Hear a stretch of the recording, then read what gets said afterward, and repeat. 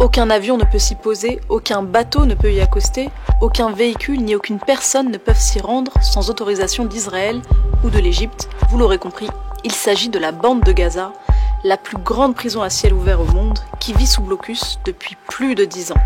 Et ce, dans l'indifférence générale. Mais alors, qu'est-ce que ça signifie concrètement pour les Palestiniens de vivre sous blocus? Et pourquoi est-ce que c'est l'une des pires injustices de notre époque? Alors avant de développer, il faut d'abord rappeler ce que c'est que la bande de Gaza. C'est le plus petit des territoires occupés palestiniens, une toute petite enclave qui fait 3 fois Paris où vivent près de 2 millions d'habitants. Et depuis 2007, c'est Israël qui décide de la liberté de circulation des Gazaouis. Tous les habitants de l'enclave, y compris les malades en traitement, les hommes et les femmes d'affaires, les personnes âgées, les pèlerins chrétiens ou musulmans qui veulent aller prier à Jérusalem, toutes et tous doivent demander l'autorisation de circuler à Israël. Et c'est la même chose côté égyptien, le seul autre pays qui partage une frontière avec Gaza, où le blocus s'est intensifié depuis la prise de pouvoir d'Abdel Fattah el-Sisi. Mais alors, en quoi consiste exactement ce blocus? Eh bien, en plus de contrôler les entrées et les sorties des hommes et des femmes, Israël décide également des produits qui ont le droit d'être importés par la bande de Gaza. Et si aucune liste officielle n'a jamais été publiée, on sait que pendant des années, les produits comme le café, le chocolat, la coriandre ou encore les chips n'avaient pas le droit d'entrer à Gaza,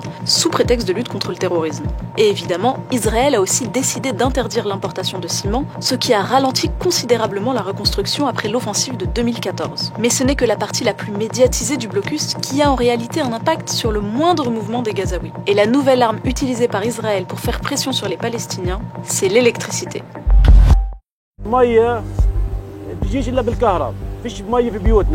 الحياة بالنسبة لكل شيء مش حاجة المصانع كل شيء كله اتدمر. كل الكرة الأرضية عبارة عن قرية صغيرة، كل الناس متواصلة مع بعض، شبكة واحدة. لما أنت ما يكون في كهرباء أنت منعزل تماماً. Un enfant de 11 ans qui vit à Gaza n'a par exemple jamais connu ne serait-ce qu'une seule journée avec 12 heures d'électricité.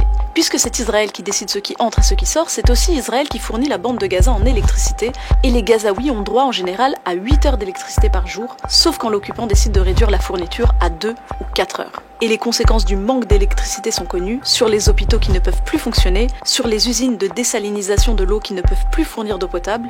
Conséquence, 95% de l'eau courante n'est pas potable dans la bande de Gaza. Et concernant les entreprises, sans électricité, elles sont obligées de cesser leur activité. Aujourd'hui, la bande de Gaza a le taux de chômage le plus élevé au monde. 44% de la population active et 60% des jeunes y sont sans emploi. Mais ce n'est pas tout.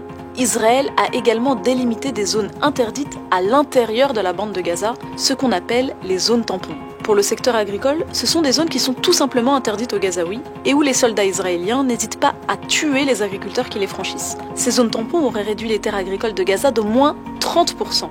Et en plus de la limitation des importations de bétail, de matériel d'irrigation ou encore d'engrais par le blocus israélien, ces zones tampons ont complètement sinistré le secteur agricole gazaoui selon l'ONU. Même conséquence sur le secteur de la pêche, où les droits des pêcheurs gazaouis ont été réduits d'année en année. Au départ des accords d'Oslo, les pêcheurs pouvaient aller jusqu'à 20 000 nautiques, soit environ 37 km des côtes. Ce droit a ensuite été réduit à 12, puis à 6, puis à 3, soit un peu plus de 5 km. Et il est même arrivé que des pêcheurs se voient tout simplement interdire toute sortie en mer. Conséquence, il y a de moins en moins de poissons, et ceux qui s'aventurent au-delà des délimitations décidées par Israël se font tuer par les snipers. C'est ce qui est arrivé en février 2018 à Ismaël Saleh, un pêcheur de 18 ans.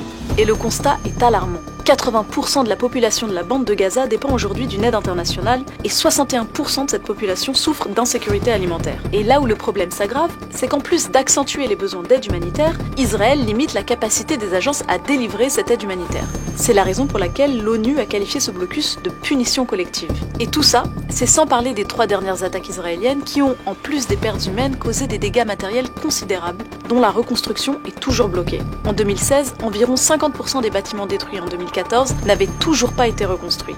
L'eau, l'assainissement, l'énergie, les infrastructures médicales et les entreprises de Gaza ne peuvent plus fonctionner.